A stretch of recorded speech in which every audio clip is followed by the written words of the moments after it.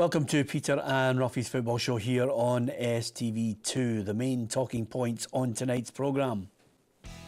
UEFA charged Celtic for pitch invader. Anderlecht will determine Celtic's fate in Europe after last night's thumping by PSG.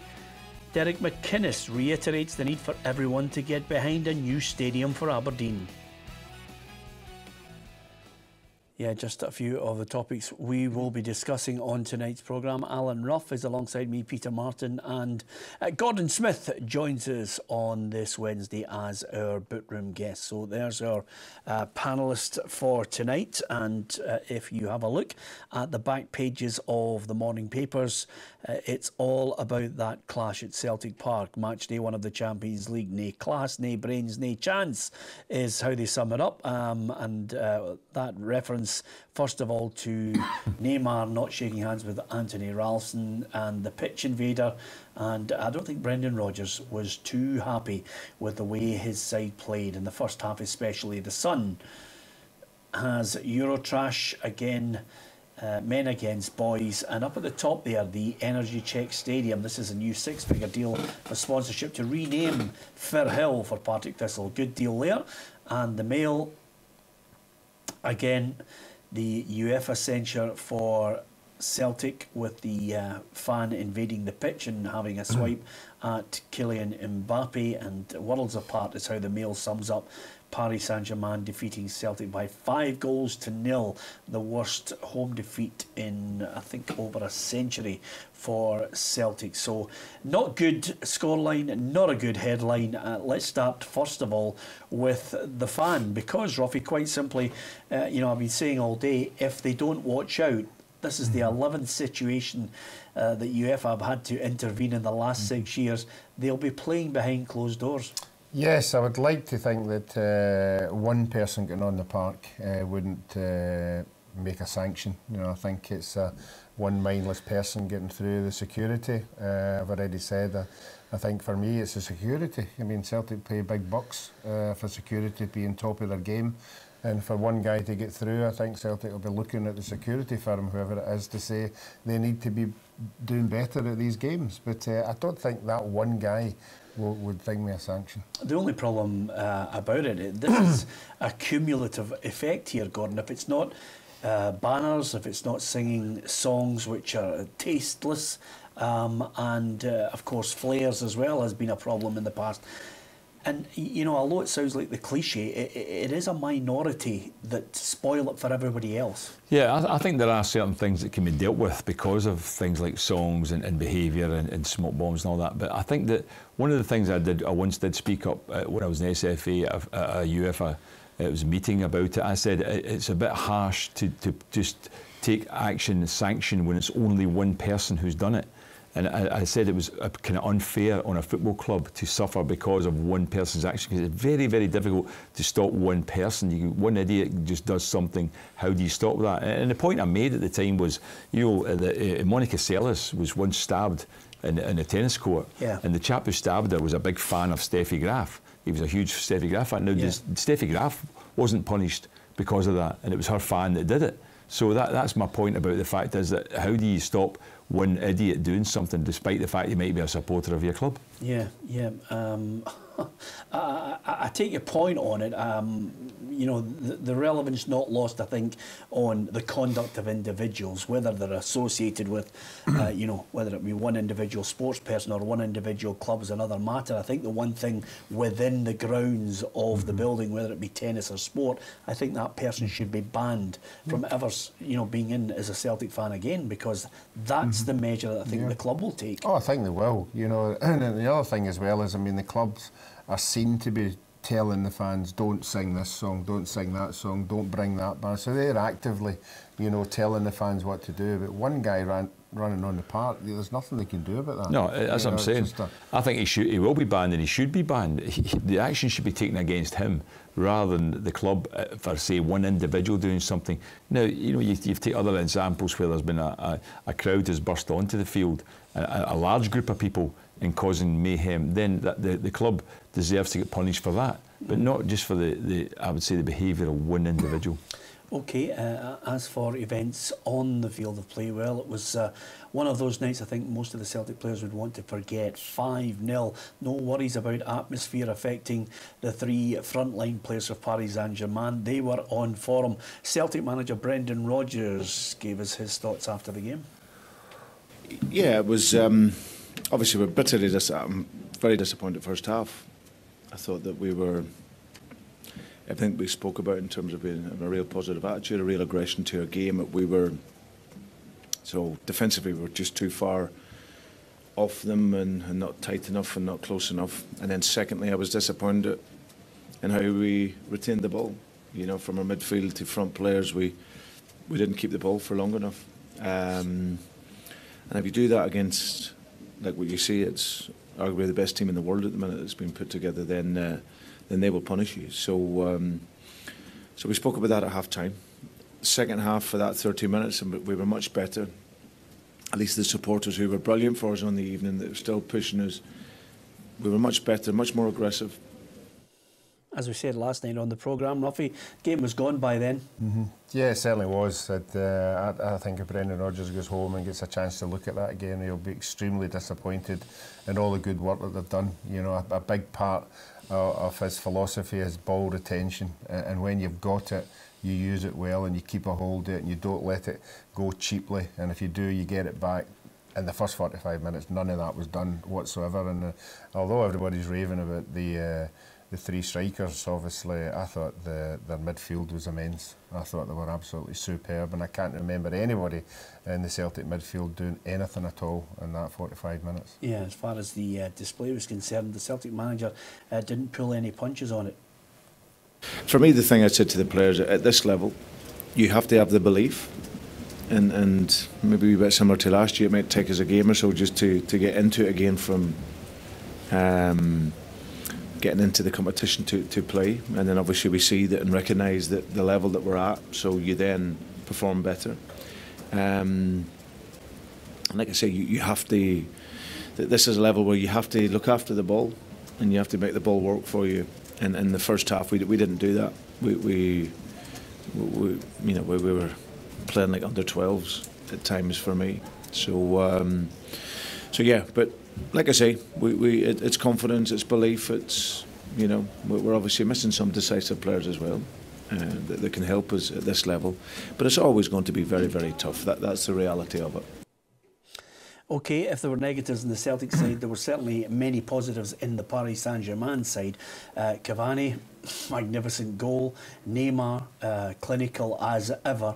And of course, Mbappe, all the time in the world to score his goal as well, Gordon. Yeah, I have to be honest with you, I think that looking at the game, I thought Paris Saint Germain would win the game. I did forecast it. I didn't think they would win as comfortably. I thought the midfield were fantastic, but I do feel that Neymar, you might disagree with Peter, I didn't think Neymar played that well. I thought he took his goal well, but in the second half in particular, he was giving the ball away most of the time, and it's quite fortunate for Celtic that he was like that, because I just think that other players played. I think Cavani, as you said, I thought that Verratti was the main player for me. He was absolutely brilliant, I thought, and Celtic couldn't cope with him. Yeah, here's what a collection of the players thought of the game. Very disappointing. I think, you know, the first half an hour we started off really poorly as a team, and obviously in the second half I thought we come back a little bit more lively and created a sort of half chances. But yeah, it was a disappointing night. You know, the way we started, it's not how we normally start games, and I think the start of the game sort of showed throughout. Yeah, they've spent a lot of money to win the Champions League, so I've got all right to come here and try and play, and they've done that, especially the first half, and I think we maybe gave them a little too much respect. You've seen tonight the quality of the players, and also the amount of money they spent as well, so let's not hide the fact that, you know, they're the top world-class players. I'm sure they'll be looking to win the competition, and that they've got the players, and you know, they showed tonight their qualities. They're a very expensive team. They're very good. So let's just put that in perspective. That they're one of the best teams in the world right now. They've put together an amazing squad. There isn't a weakness anywhere in their team to try and exploit. We had to try and hang in and keep it as tight as we possibly could for as long as we could, and hope to get something and use the atmosphere to help us. But sometimes you just have to hold your hands up and say that they were too good. This game's disappointing, but it's been and gone now, and we can't dwell on it, that's for sure. But we've just got to try and pick ourselves up for Saturday. We'll analyse it over the next few days and look to see where we improve, because we have to go into the next one and look to get a result in it. So it's a big game coming up, the next one in this group, so we go again and we try and get something from that game. We need to go there and try and get something. It's a huge game for us, and if we can get some points over there, it'd be great. And as I say, it's third place. If we're pushing, we can do it, and now it's going to be hard for us, but we've got to try and pick ourselves up in this competition and go again. Yep, no excuses from the majority of players, especially the captain Scott Brown. It's all about Ruffy and the next game, the two games against the Belgians. Yeah, it seems to me that's what's been drilled into the players. I think they're the games that's going to matter. I think they've obviously given up the hope of getting out of this group, and that's what they're going to focus on. Okay, coming up after the break, we're going to look at some of the other games that were played last night in the Champions League.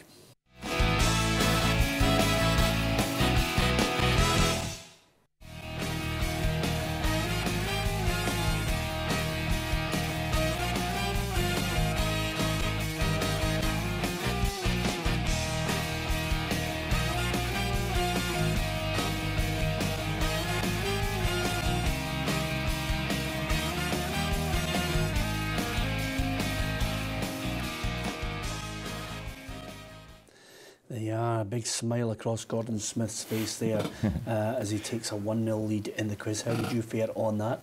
Alan Ruff and Gordon Smith are with me here on the programme tonight. We've been reflecting on Celtic's match day 1 in the Champions League. There were, of course, other teams involved. Just before we look at the results from last night, just one little footnote that quite a few of the papers picked up on was the refusal of Neymar to shake hands with Anthony Ralston at the end. I don't really have a problem with some players, you know, who've had a ding-dong at each other who don't want to. We've all been guilty of it, whether it's a spur-of-the-moment huff or a lack of class. I think Neymar, because of his standing though, Gordon, should have actually been able to display a little bit of class. He's got all the skills in the world. He's had a ding-dong with a young player. Shake his hand at the end and say, look, no hard feelings. Yeah, I think he should have. I'm not a big fan of Neymar, I must be honest with you. I think that, you know, I also think he's a player who overreacts to challenges all the time too. You know, even when he's not touched, he's a player who pretends he is, and that's what I don't like about him. When you used to see him alongside like Lionel Messi, who was the opposite of that, would just try and get back on his feet. Neymar wasn't like that at all, and that sort of summed him up last night, his attitude. I know there was a bit of acrimony between the two players, but as I say, at the end of the day, there's 1-5-0. He's the one that should have been a lot easier for just to go over and shake his hand and say, that's it all over, we've hammered you, you know, we've won. It didn't have to be like that. Yeah, I think we saw a wee bit of evidence of it when they were over in America, when he had the spat with one of his own players. He looks as if he's that kind of player, you know, he thinks he's the bee's knees, and he's not going to lower his standards for anybody. He probably didn't like the challenge. Supporters were giving him pelters for 90 minutes, and he just went, oh, I don't need to shake your hand. Yeah. And that's his problem and nobody else's. Yeah. To be fair, at the end of games, I think he could maybe take a leaf out of some of the previous world stars standings and act with a little bit more dignity. You can have your own thoughts on it at Peter and Ruffy on Twitter, facebook.com/Peter and Ruffy as well. Okay, let's look at the results from the other matches last night. A few surprises in there. Certainly, if there's no such a thing as a gap in European football, we're seeing it emerge in some clubs. Benfica against CSKA Moscow. That match finished 2-1 with one of the most ridiculous penalty awards ever for the Moscow side to get them back into the game. Manchester United defeated Basel. It came at a cost. Paul Pogba looks as if he has injured his hamstring. 3-0 they defeated Basel. Bayern Munich comfortable winners over Anderlecht, and that could suit Celtic. And the other group, well, Chelsea just ran riot against Karabag. Roma Atletico was the story of the goalkeepers. Barcelona 3, Juventus 0. So maybe slightly premature talk of Barcelona's demise. And Olympiacos 2, Sporting Lisbon 3 puts not a bad picture on that result there for Olympiacos, but they were 3-0 down and got the goals in the last couple of minutes. So that's me summing it up for you guys. First and foremost of the other British clubs, Pogba goes off. You know, they've got that much strength and depth. You know, they bring Fellaini on and he's a star man. Yeah, scores a goal as well, the first goal. But no, I think Manchester United will be a strong side. You know, they're going to be strong in the league obviously this year. The changes they've made, the players have brought in, and it's a good start for them too in the group. I mean, there are always some strange results. Karabag, I mean, they're a small team. I mean, they get hammered by Chelsea. They're one of these teams that's done well to qualify, really. But there are other teams who are good, strong sides who have lost last night as well. Another group, a lot of games tonight as well. There'll be some interesting ones in England. Obviously, with 5 teams in the Champions League, will be very strong this year, I think. Yeah, I don't see, and again, only due to the fact I'm assessing their strength, I don't see any English team winning this. No, I think the proof will be with Man United if Mourinho can get them into the Chelsea mode when they come against the big sides, when they go away for home and stroll through nothing each results. You know, I don't know if this Man United team are that good yet to go away from home, you know, and just go and get what they need. But the evidence will be when they get the big games. But I think they'll go maybe last 8 if they can do that. Well, yeah. Barcelona were very good last night. I watched both games together. I've done it again. Roughly, I wonder how I can do that, but I watched 2 games, and it was they were playing obviously a strong Juventus team who were in the final last year. But Barcelona were outstanding, and Messi once again the star man. Yeah, absolutely. I don't think Ruffy's wondering how you can do it. He's just he realises it's all down to wealth. It's as simple as that. People with 2 tellies in the living room need to have a long, hard look at themselves. That's all I'm going to say there. Ruffy, you're not of the opinion that Barcelona are still the real deal. You think they're the golden generation there. It's over. I think everybody sees that. Obviously, Neymar's leaving. He was part of the big 3. Their midfield has been split up a wee bit. Defensively, I've always thought they were there if you can get at them. But no, I think obviously they've still got quality players there, and particularly at home, they're going to be very, very difficult to beat. But I just get a feeling it's not Barcelona's year this year. Yeah, you were talking about Chelsea there. You know, it's great when you look back over the great Chelsea teams of the past. In fact, even in your day, you could look at fantastic players, that played for them. Charlie Cook, Clive Walker, I think, played for them. He was a great player too. Peter Osgood. Let me go through the goal scorers for Chelsea. Let me go through the goal scorers for Chelsea. Pedro, Zappacosta, Azpilicueta, Bakayoko, and Batshuayi.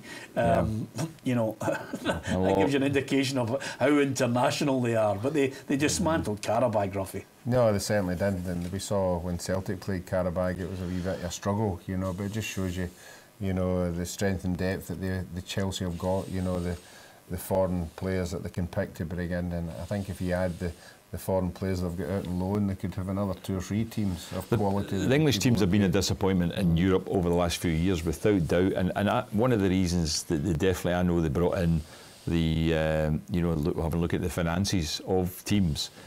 Michel Platini was angry about the fact that it was semi-final Champions League and there was 3 English teams in the semi-final, and that really annoyed him, and he decided that they had such an advantage because of all the money they were spending, and he brought in these regulations, and it maybe has worked because English teams haven't been strong for quite some time, but Paris Saint Germain are obviously subject to that, and most of the teams who are right up the top there have got major money. Real Madrid, Barcelona have got major money, and there's no doubt about it. Bayern Munich as well. Let me be blunt about it. I disagree with you, Gordon, on it. I just think the whole financial fair play thing has been a catastrophic mess, and I think clubs just rip the back end out a bit, Ruffy. If they can find a loophole in a way to cheat it legally, then they do.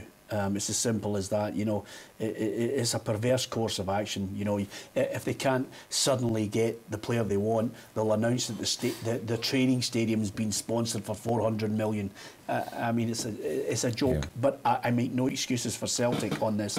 They have the same situation at home with regards to the spending power they have to trounce most of the teams in Scottish football.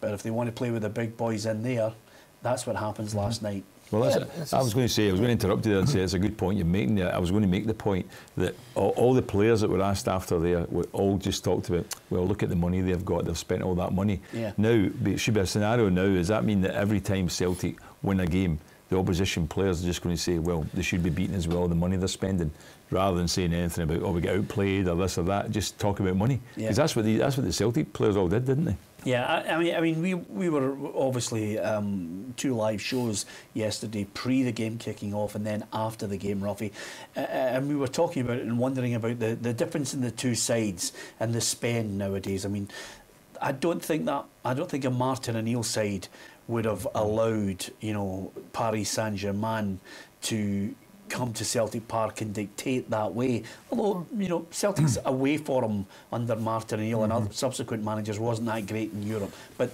at home, they had that physical presence and they had the odd world-class player in there.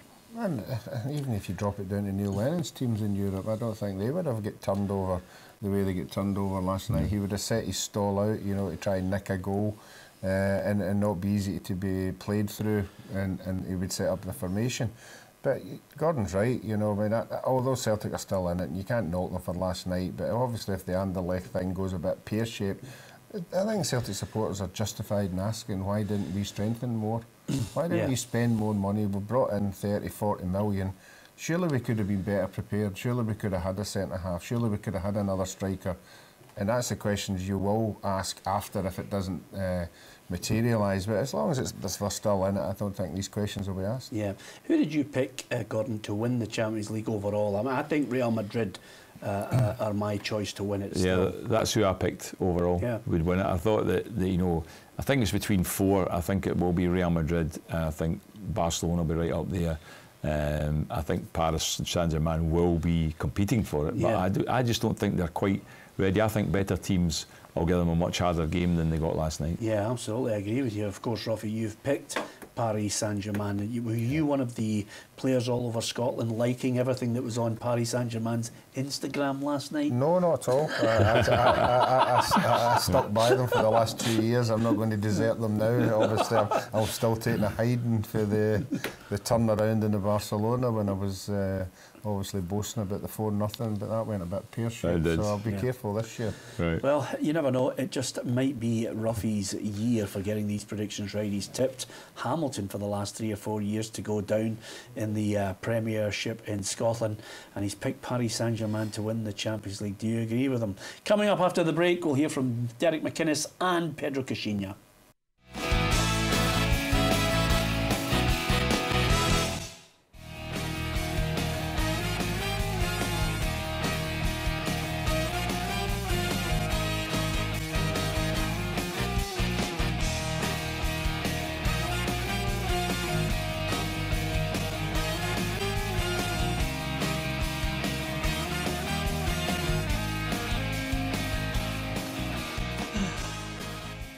That was fantastic. Ruffy just changed his mind at the last minute there and won.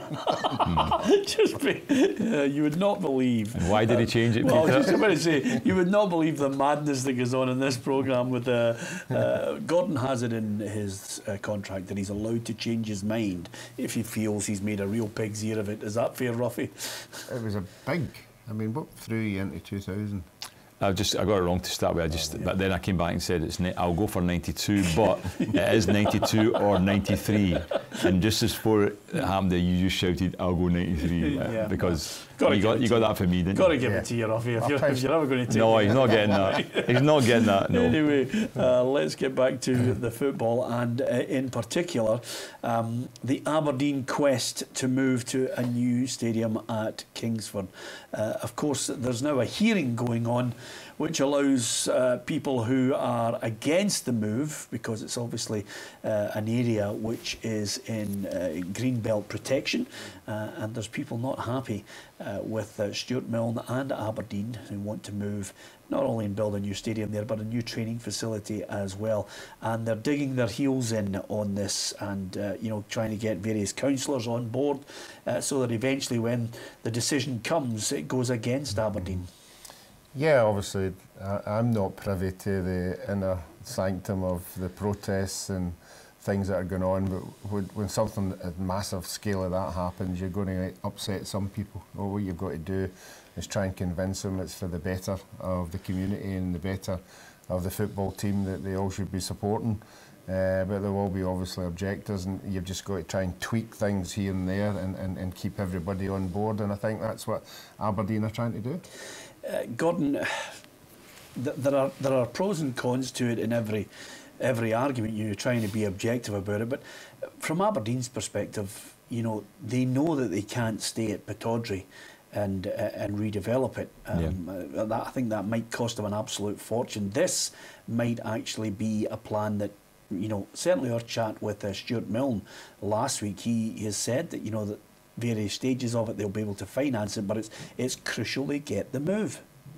What we've got to appreciate is, no, the game's played on a Saturday, but the real work is done Monday to Friday, and these guys need top-notch facilities to work on. That's what every other club is.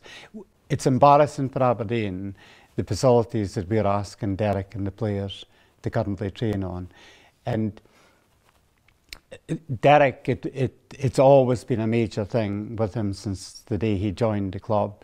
He sees the commitment there is from the club to try and deliver these facilities, but we need the support from the wider community to get behind the club. We need the support from the city to provide the consent to enable us to deliver this facility. It's a big decision, it's a big call. It could be a bitter blow to Aberdeen if the objectors get their way. Oh, it certainly will be, and I think it's the second time as well, because I think they were trying to move to Cove at one time too. A few years back they made inquiries about moving there, and I think it was the council that blocked it as well. You think there would be a relationship, you know, to try and you know, I would say take the club forward. The club has represented you know, the city of Aberdeen very well over the years. That's why Aberdeen's known. I mean, it's like obviously big in the oil industry now and all that, but the football club has done a fantastic job in terms of putting a good name for the city out there. And you think that the councillors, the people there, would have some sort of, I would think, you know, it doesn't say love for the club, but, you know, affection for it in that respect, to try and help them to get to the best possible stadium and training facilities. And even though it's an area where it might be seen as a greenbelt area, they're not as if they're going to be putting houses on it like that. It's just going to be used on a 4 or 5 day basis, not used all the time. There won't be people there all the time. It's not going to cause any real problems, I don't think. So I don't understand why, you know, they would be objective. Yeah, there are a lot of you know, arguments for and against, but we'll watch it closely to see how it all pans out. We'll switch our attention now to beg your pardon, Rangers, who are playing on Friday against Partick Thistle, and of course Rangers got a confidence boosting win at the weekend, convincing 4-1 win over Dundee. Suddenly maybe there are signs that Pedro Caixinha's got the right players in, they're starting to gel, but of course the Rangers boss is first to highlight the fact that players coming from foreign countries take a bit of time to settle in. No, I think all of them need different time to get adapted. So it's different reality, different culture. Even me as an European is different. Live in a country like Portugal rather than live in the UK or live in Scotland is different. So imagine one guy that is from the other side of the world to get adapted to this culture, to this type of football, to the new methodology of training and everything. So all of them are different times to adapt, but now they are getting all together on the direction we want. I think the Rangers manager will be cut even more slack if they keep on winning and he tries to put these points across. I think it's falling on deaf ears when they don't win. Oh, no doubt about it. I mean, they've had a couple of good results there and good performances, it has to be said.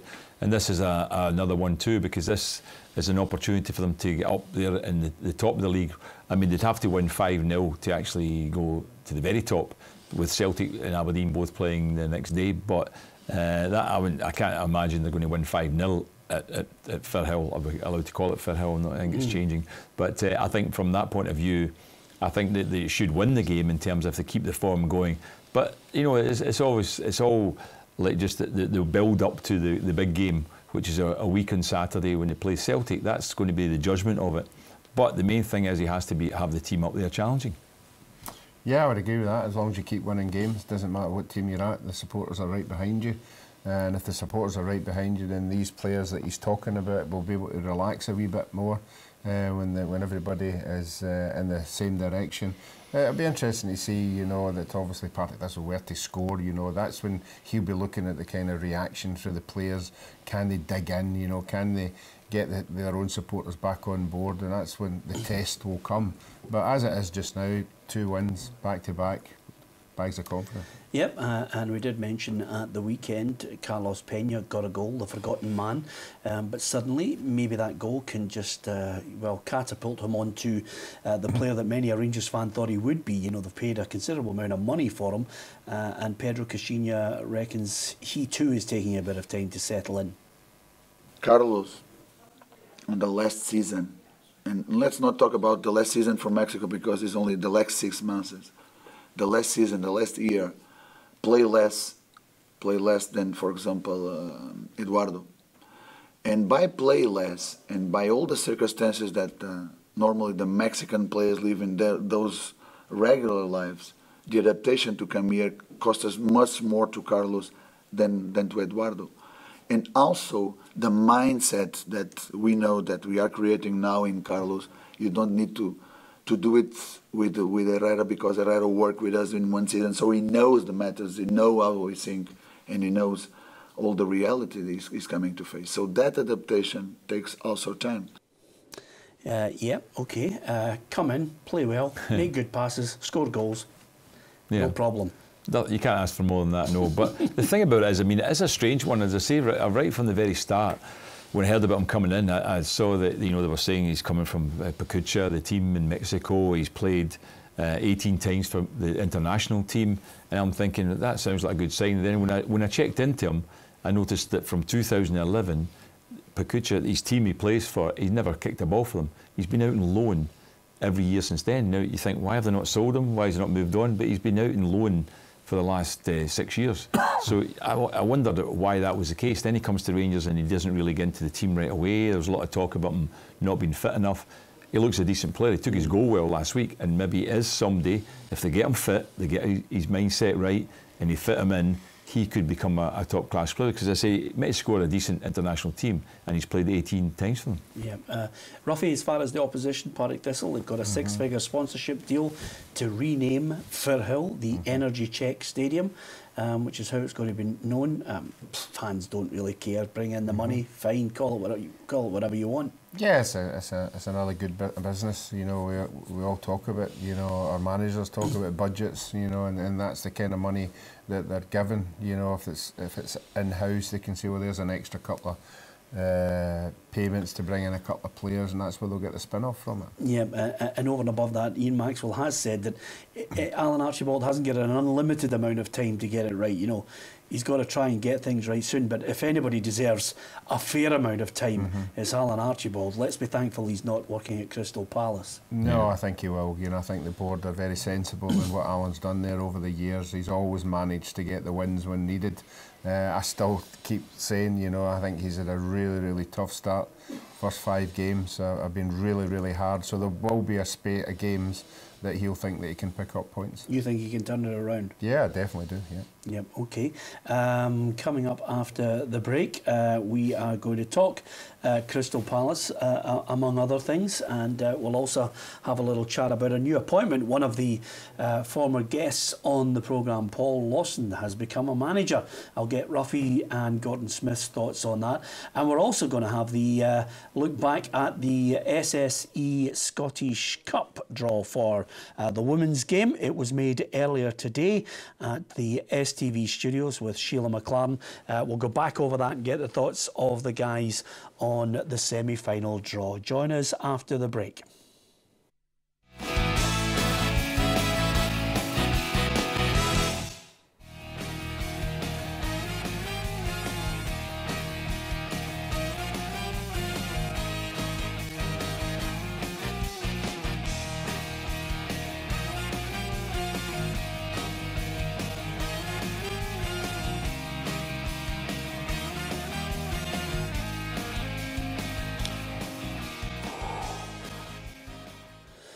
seems just like yesterday, Ruffy, and unfortunately we all got it wrong. Yeah. Can I get it because of nearest? Yeah. Why were you no, nearest? you can't get it. Because you went under it. I was Yeah. Over it.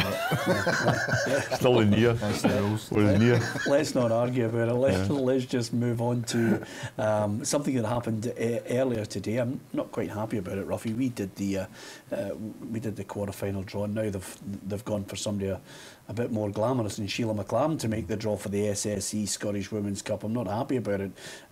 We've just been blown right out of the water. No, you have. Yeah. I was there. Yeah, okay. They've gone for somebody more glamorous, and of course Sheila McLaren was there earlier today at the STV studios to conduct the semi-final draw. Good afternoon and welcome to the SSE Scottish Women's Cup semi-final draw. I'm delighted to say I'm joined by former Scotland international Gemma Fay. Hi Gemma. Hello. And I'm joined by Fiona McIntyre, the Executive Officer at Scottish Women's Football. This is the trophy at stake. The 4 teams will be fighting out for a place in the final. Number 1 is Forfar Farmington, number 2 Glasgow City, 3 Hibernian and 4 Rangers. So Gemma, without further ado, can you draw the first team, please? I can indeed.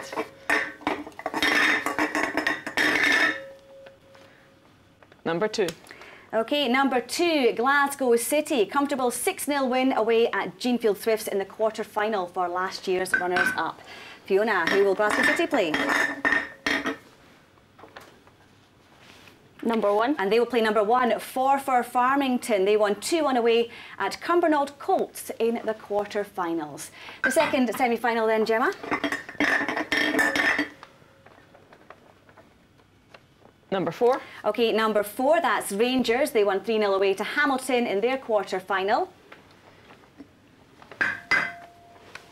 Number 3. And they will, of course, play number 3, that's Hibernian. A 9-0 win at home to Glasgow Girls for the holders.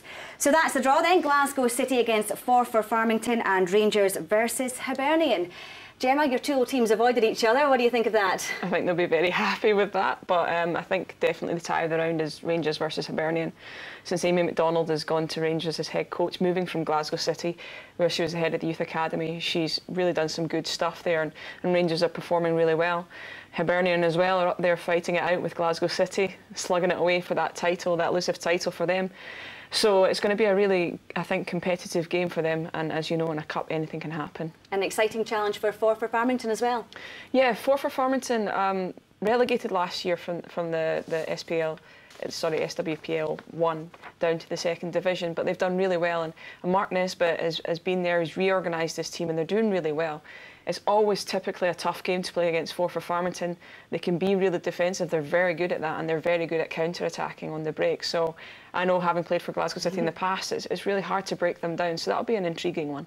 A couple of big games then to look forward to. Those ties will be played on Sunday the 8th of October at Forth Bank Stadium in Stirling. Yep, superbly conducted there by Sheila McLaren from STV Sport. And at the end of it all, Ruffy, Glasgow City and Hibs, ladies, 2 good teams. This is Glasgow City not getting all their own way as they have, over the last decade. No, I think that's a good thing about the women's football, that that gap has closed. There's a real good transfer going on there. Players are moving from team to team, and the other teams who weren't competing are strengthening year on year, and obviously these games will be very, very competitive. I was just wondering who was going to clean up the vase when it fell off that table and smashed because it was hanging on the edge. Yeah. That's just an observation. It's the one thing I never noticed about the whole thing. Yeah, it's absolutely fantastic, and don't forget you can join Ruffy on the Furniture Show later on tonight when he tells you exactly where you should put your vase safely on a table. Anyway, apart from that, I'm going to switch to a couple of things that I want to get your thoughts on. One of them, quite sentimental story, with a tinge of sadness to it, but the other one is something that angered me over the last 48 hours, which is Crystal Palace. I mean, when I looked at the way the whole thing was developing, they sack a manager who had 5 games, 4 of them in the Premier League, in Frank de Boer. The remit was change the style of play, make Crystal Palace a team that plays a better style of football. Well, he did that, they weren't quite winning yet. Then they bulleted them. I'll be honest with you, I watched their game at the weekend there and I thought they played really well. I think that the one difference was they weren't taking their chances. Now, that's not the manager's fault. If they're not putting the ball in the net, that can turn around, the players start to take their chances and they win the game. I think it was down to looking at the performance. The performance was excellent, I thought. They were the better team, and yet he gets sacked anyway. I agree with you. I just couldn't understand it at all. Yep, and the new man in charge, Ruffy, is a familiar face, former England manager. He's back in club football, Roy Hodgson. It's a 2-day deal. He doesn't want to commit himself to any longer than that until he finds out exactly what what's happening. So he just manages till Friday. Yeah, then? he's managers till Friday. Yeah. If you last that long, you could get sacked on Thursday. Listen, he's there for a couple of years. I mean, I don't know. That's a club with, I think, rudderless is the only way to describe it, and clueless as well. Yeah, and it's been like that for a long, long time, and it's unfair because any time I turn on the telly and watch a Crystal Palace, the supporters don't seem to deserve that. They seem to be there in numbers and great song. You know, they all seem to have a great atmosphere in the stadium itself. I would just love to be in the boardroom. No, when somebody calls a meeting after the game and they all sit around the table and what kind of discussion they have. Yeah. Kind of views, what their views are, and that's taking the club forward. You know, think what gets banded about the table, and somebody says, no, let's sack him. But you think, in terms of an analysis of that, do you think, looking at Frank de Boer, somebody surely would have been saying, well, that's a better performance today, that's a good performance, we just didn't take our chances, that's not the manager's fault. He's playing his best team and he played a nice style of football. Surely that would be the analysis of it. And yet they've just gone, well, let's get rid of him and get somebody else in. Not if you have American owners who don't know the first thing about football. That Maybe, might be the downside to it all. But over and above that, you know, I'm amazed you actually said that you would turn on the television and watch Crystal Palace. Some of the teams at the bottom, I have to say, you know, especially at the weekend, I looked at some of the Sunday games and I thought, that won't even get taped, never mind anything else. Listen, I've got one of the former guests here on the show. Paul Lawson has managed to get the Formerton United job. We wish him the very best of luck. He's been dogged throughout his career with injuries. I thought he was a really good player. Ruffy, he started off at Celtic and then started to do the rounds, Ross County, Motherwell as well, up there to Formerton United. He's got the experience of Russell Anderson from Aberdeen days. He's going to be his assistant. Yeah, it's a really well organised club. When I was at the juniors, we played against them in the Scottish Junior Cup. They were very well, good set-up up there. And then obviously they made the step up to go to the Highland League, and a good club to be with. He's been up there for a wee while with them, I think we saw. And then they got a Scottish Cup draw. They did a sort of a review on them. So no, he's went to a right good club to start off with. Okay, I'm going to finish off with something that I picked up on Twitter and just looked at it and read the story, Gordon. It's the Barnsley owner, Patrick Crine, who basically has been diagnosed with cancer. And he summed it up in his match programme by saying he's living on borrowed time. He's thanked the fans for their kindness down throughout the years. I think he would love to have been able to hang around to see Barnsley back in the Premier League. He was one of those reluctant custodians of the club. 2004 took them over, stabilised the club as well. And he's thanked people for the kindness, and of course he mentioned that occasionally on social media there's an element of cruelty as well. But I thought his words were very poignant. He said, recent months have brought into focus the things that are important to me. I've spent a lot of my life pursuing the ultimately pointless when there were better things to do.